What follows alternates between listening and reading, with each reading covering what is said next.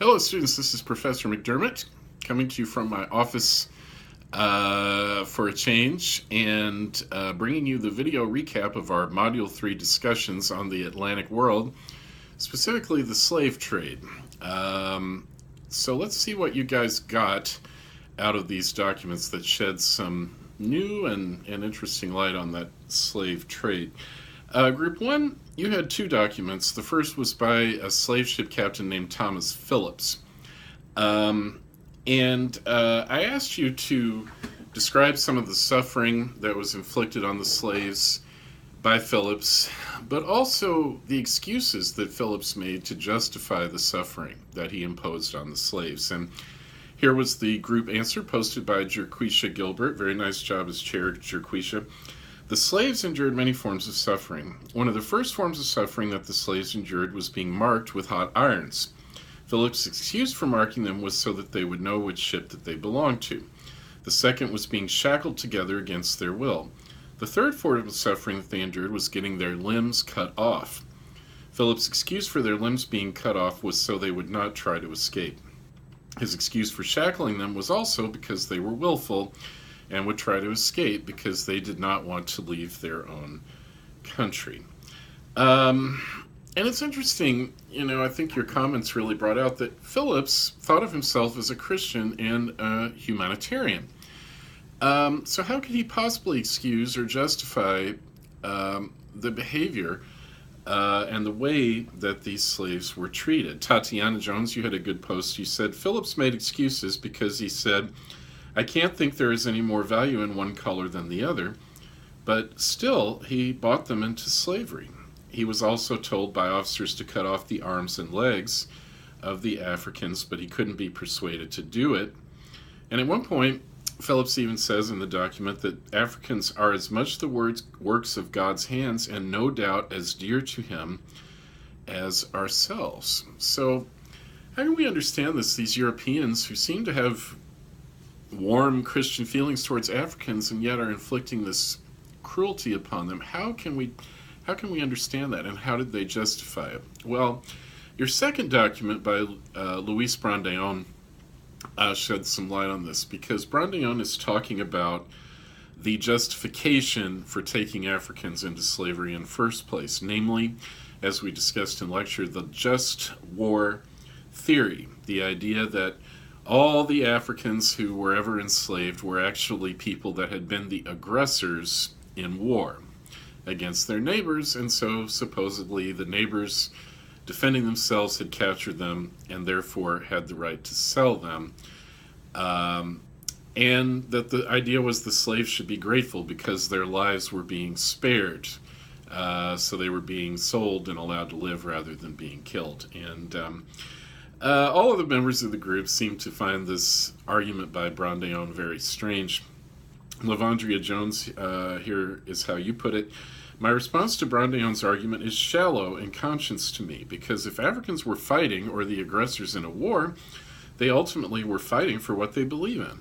If someone has other beliefs about who should win a war or fight more aggressively, that is their opinion. Lakeisha Grimsley, I thought you got onto something very important here with your post. Yes, holding slaves against their will was wrong and not Christian. It seems that the people always focused and believed in God when it was right for them, but did not see the wrong that they did to the Africans. And isn't that often the case with human nature? That we may have the highest, noblest ideals, but somehow we find a way to throw those ideals out the window and to find loopholes when it comes to our own self-interest. And I think that's what happened with the slave trade. Here you have people who do have high Christian ideals and yet always find a way to rationalize and justify this action because it brings them profit and makes their lives easier. So thank you, Group 1. Nice job. Moving on to Group 2, you had, getting deeper into the origins of the slave trade, you had a document by Christian Oldendorp. He was a Christian missionary in the West Indies who spoke to many Africans and wrote down what he learned from them about the slave trade in Africa. And what he reports may really surprise you. Excuse me. Haley Rainey, You had a good post on this. From what I read, Africans did business with the whites on the ocean, with whom they traded slaves and other things. If the Africans were doing business with the whites, they were trading other Africans for trade, which made them responsible partly for the slave trade.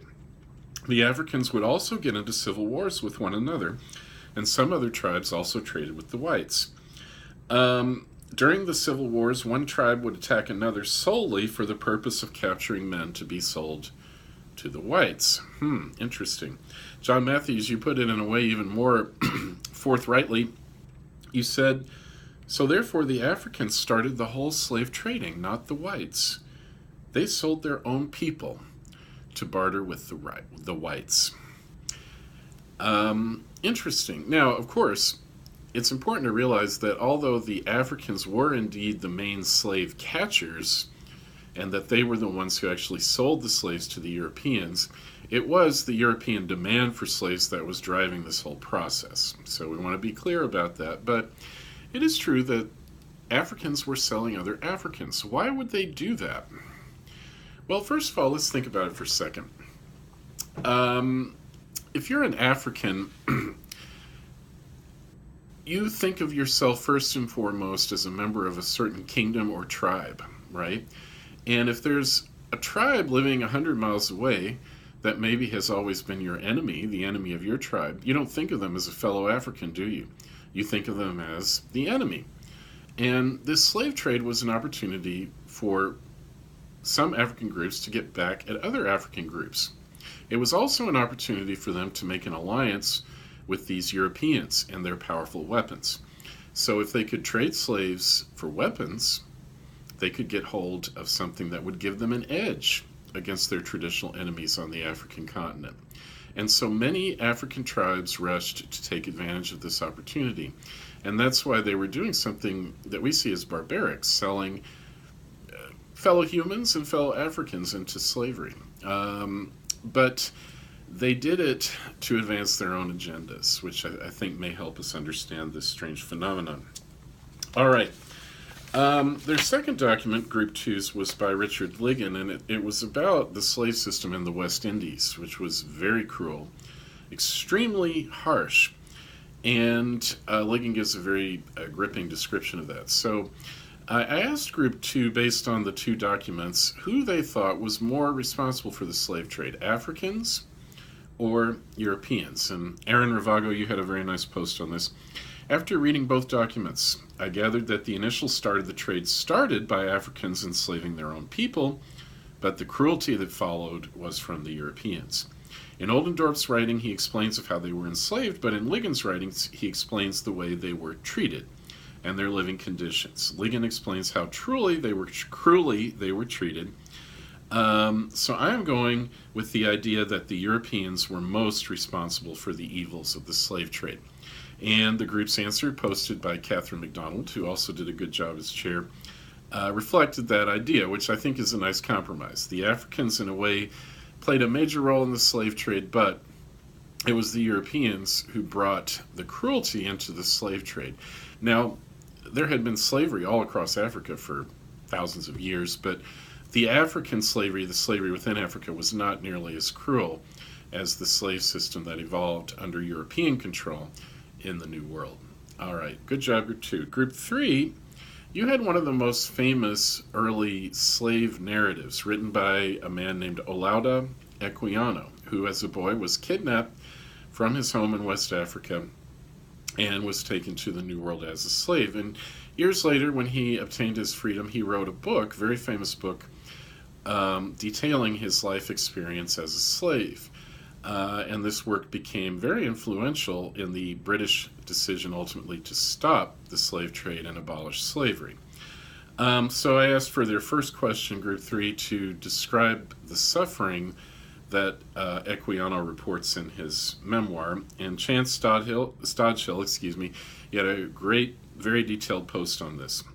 Africans who were boarded onto the slave ship transporting from Africa to the New World endured unimaginable human cruelty. 3 types of suffering that those in prison underwent were hunger, illness, and psychological abuse. The privilege of food was little to none aboard the slave ship. Many slaves died of starvation, of not being able to sustain the small amount of food that was given to them, or not being able to eat at all due to sickness, which arouses the fact that the slaves suffered from illness. Not only did starvation bring about illness, but also their poor living conditions. The slaves were chained together under deck, causing no room for fresh air. Equiano mentions how the only way to breathe fresh air was to go on deck, but only some were allowed. Since many were sick or chained together, oftentimes the slaves had no choice but to excrete their waste in the crowded area they were living in. Because this was unsanitary, it easily brought about diseases, and Chance goes on to talk about the psychological torture of being on the Middle Passage on those ships to the New World for the slaves. Equiano states that he wished death to relieve him. Excellent. Now, again, here we come up against the question, how could these supposedly civilized Christian Europeans have inflicted this horrible suffering on other human beings? And to try to get at that question, I asked Group 3 to imagine that they were an Englishman or Englishwoman of the time. What kind of arguments would that person make to justify this, to say that Equiano was actually better off for having been a slave? And further, I asked them, what would a lot of Equianos say in response to that Englishman or Englishwoman? Shakitra Thomas, you had a nice post here.